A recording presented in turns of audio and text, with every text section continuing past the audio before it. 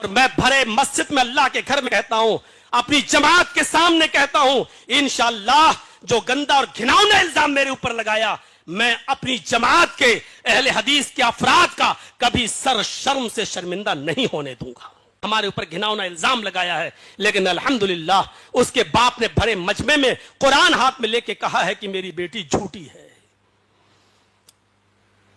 उसने कहा है, गवाही दी है कि मौलाना जर्जी साहब कभी हमारे घर नहीं आए हैं।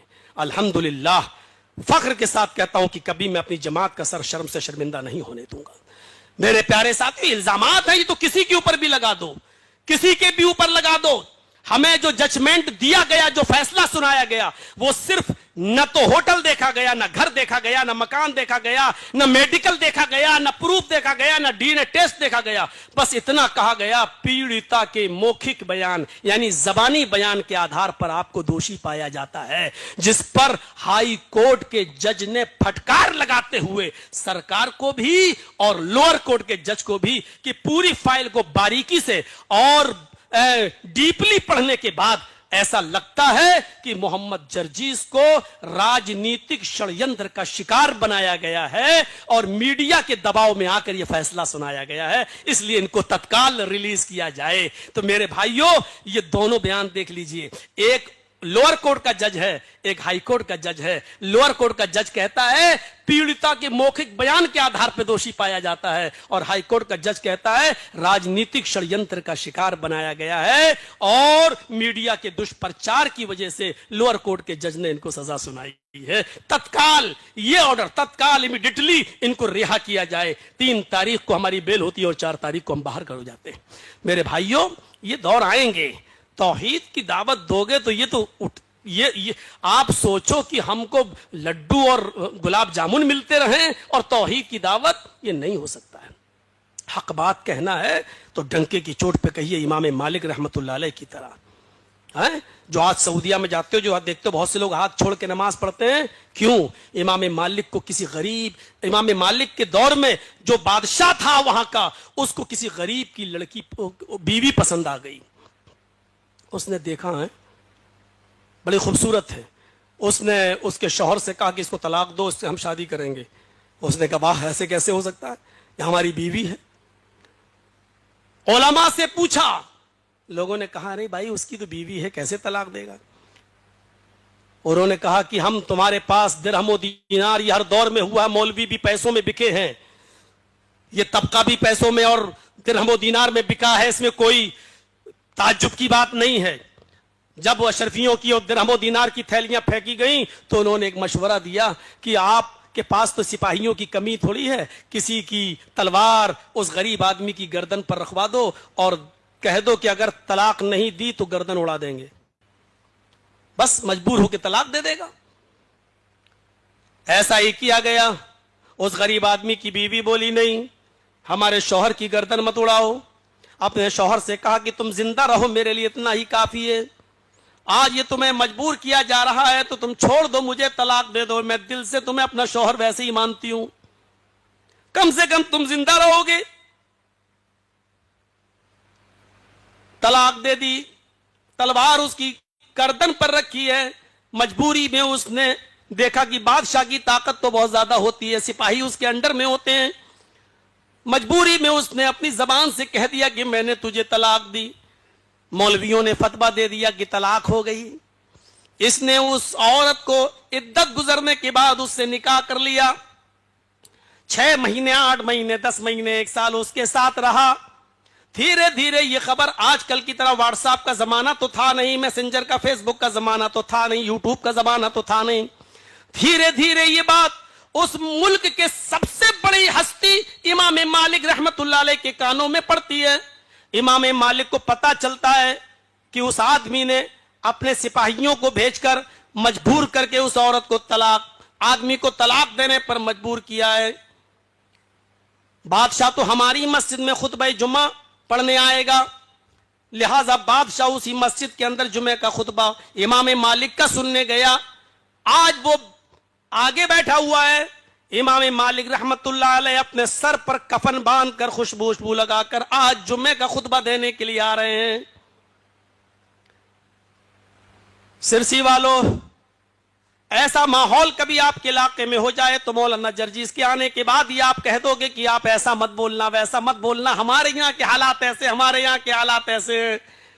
इमाम मालिक रहमतुल्लाह अलैह से उनकी बीवी कह रही है आपको झगड़ा मोल लेने की क्या जरूरत है, आप खामोश रहिए, आपको क्या जरूरत है, आप नमाज रोजे की बात करिए और चले आइए। इमाम मालिक रहमतुल्लाह अलैह ने सर पर कफन बांधा जो पगड़ी की शक्ल में, और छड़ी ली और चल दी और जुमे का खुतबा दे रहे हैं। जुमे के खुतबे में फरमाते हैं कि मैंने ऐसा ऐसा सुना है, अल्लाह करे कि ये बात झूठ हो, अगर ये बात सच है और बादशाह ने अगर किसी औरत के शौहर को उसकी गर्दन पर तलवार रखकर उसको अपनी बीवी को तलाक देने पर मजबूर किया है तो ये तलाक नहीं मानी जाएगी। अल्लाह के नबी का इरशाद है, इन्न तलाक अल मुकरिहा लैसा बिशै, जबरदस्ती दिलवाई हुई तलाक तलाक नहीं होती। उतरे मस्जिद मिंबर से, नमाज पढ़ाई, अपने घर चले गए। उस बादशाह के साथ 500 सिपाहियों की तलवारें मियान से बाहर, फौरन घर से अरेस्ट करवा लिया गया और उनके सामने पहले तो दिरहमो दीनार फेंके गए, मसला बदल दो। इमाम मालिक ने फरमाया अभी जमीन के ऊपर और आसमान के नीचे किसी मां ने वो बेटा पैदा नहीं किया जो मेरे जमीर को खरीद सके, जो मेरी अंतरात्मा का सौदा कर सके। अभी कम से कम इस मां के, अपनी मां के इस बेटे को खरीदने के लिए दुनिया के कोई सोने और चांदी के अंबार अभी पैदा ही नहीं हुए और कोई ऐसा पैदा ही नहीं हुआ जो मुझे खरीद सके। सजा का ऐलान कर दिया गया, कोड़े उनके ऊपर बरसाए गए, इतने कोड़े मारे गए कि उनके दोनों हाथ शल पड़ गए। नमाज पढ़ने का टाइम होता था, बस वो कहते थे अल्लाहू अकबर, हाथ उठता ही नहीं था, रफुल दैन नहीं कर पा रहे हैं, हाथ नहीं बांध पा रहे हैं, अल्लाहू अकबर। इसी को कहते हैं अंधी अकीदत और अंधी तकलीद। वो मजबूरी में हाथ नहीं बांध पा रहे हैं। आज उनके फॉलोअर्स, आज उनके मानने वाले कहते हैं मेरे इमाम ने हाथ नहीं बांधे तो हम भी नहीं बांधेंगे। आज वो हाथ छोड़कर नमाज पढ़ रहे हैं। मेरे भाइयों, इसी को कहते हैं कि अंधी अकीदत। उन्होंने मजबूरी में नहीं बांधे, हाथ चल पड़ गए। जब हाथ ही नहीं उड़ रहे हैं तो क्या करेंगे। मेरे प्यारे साथियों, इसके बाद भी चैन नहीं मिला, सुकून नहीं मिला।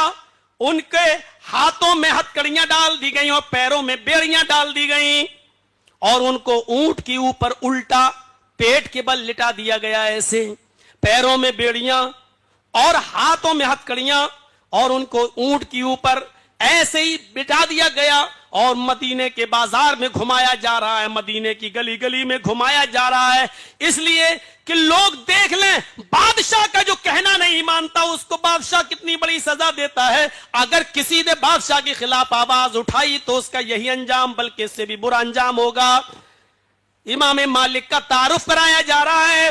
उसका वजीर इमाम मालिक को इस हाल में ऊंट के ऊपर डालकर लगाम को अपने हाथ में पकड़कर मदीने के बाजार में घुमा रहा है और कहता जा रहा है, देख लो आए मदीने वालों, देख लो इमाम मालिक को बादशाह का कहना ना माना, बादशाह की मुखालिफत की तो आज बादशाह ने उसको यह सजा दी है। इमाम मालिक मुस्कुराते हुए कहते हैं, आए मदीने वालों, ये झूठ बोल रहा है वजीर, ये झूठ बोल रहा है वजीर। बादशाह की मुखालिफत की सजा मुझे नहीं मिली है, बादशाह के विरोध की सजा मुझे नहीं मिली है। तो में से जो मुझे जानता है वो जानता ही है कि मैं कौन हूं, और जो न जानता वो सुन ले कि मैं मालिक इब्ने अनस हूं, जो न जानता वो सुन ले कि मैं मालिक इब्ने अनस हूं, जो नहीं जानता वो सुन ले कि मैं मालिक इब्ने अनस हूं। मुझे ये सजा बादशाह की मुखालिफत की नहीं मिली है, बल्कि हदीस रसूल सुनाने की मिली है। मैंने मोहम्मद रसूलुल्लाह की हदीस सुनाई है, इसलिए सजा मिली है। मेरे हाथ टूट गए, पैरों में बेड़ियां हैं, झुकने की ताकत नहीं है, फिर भी इस ऊंट के ऊपर उल्टे मुंह लेटे हुए।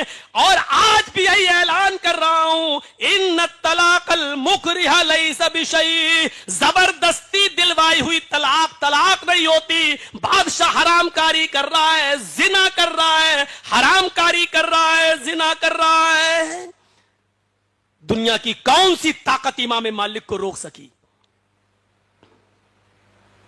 कोई ताकत इमाम मालिक को नहीं रोक पाई।